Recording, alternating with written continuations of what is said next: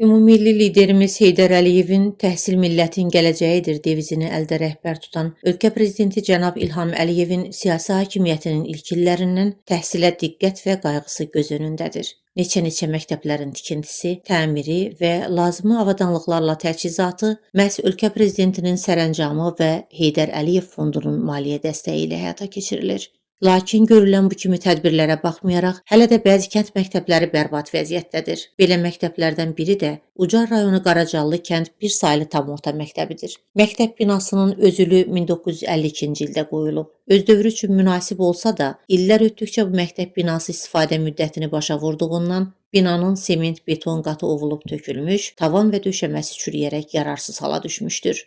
Bu gün bilinir ki, ölkəmiz inkişaf dövründədir. Prezidentimiz hər çıxışlarında uşaqlara, gənclərə hamısına yer verir. Bugün bizim məktəbimiz acınacaqlı gündədir. Tələbələrimiz məktəb şəraiti olduqca pis vəziyyətdədir.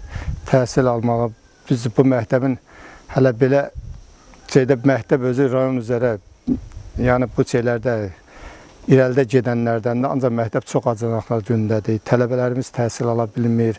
Demək, yaxşı bir məktəb olsa, yaxşı şey olsa, uşaqlarımız da yaxşı təhsil alar. Demək, rayon üzrə yox, hələ respublikada birinci yerlərə çıxmağa qadir uşaqlarımız var. İntihası təhsil alma, məktəbi şəraiti imkan vermir onların oxumağına. Xahiş edirik bizim məktəbimizi nəzərə alınıb tikilməsini, bizə köməklik eləməsini xahiş edirik.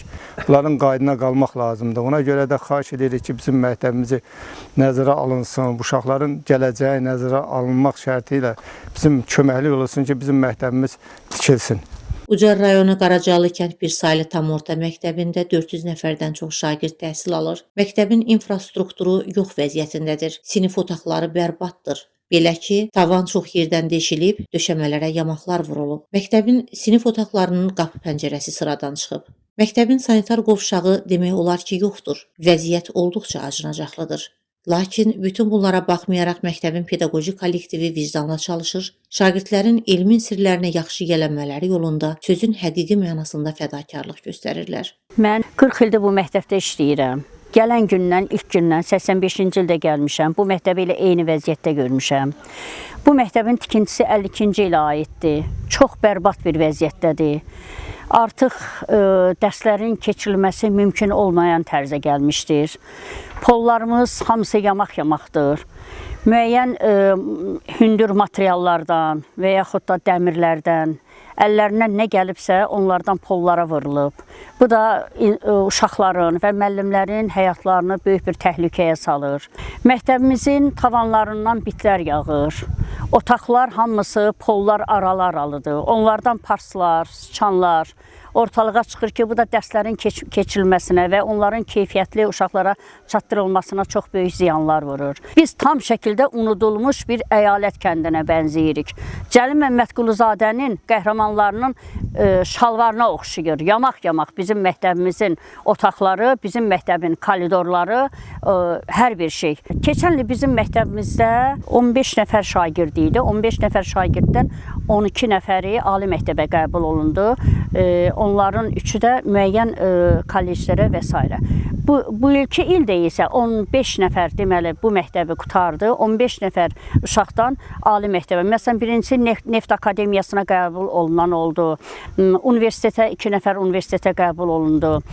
Sonra APİyə qəbul olunan var Ədəbiyyat Fakültəsinə.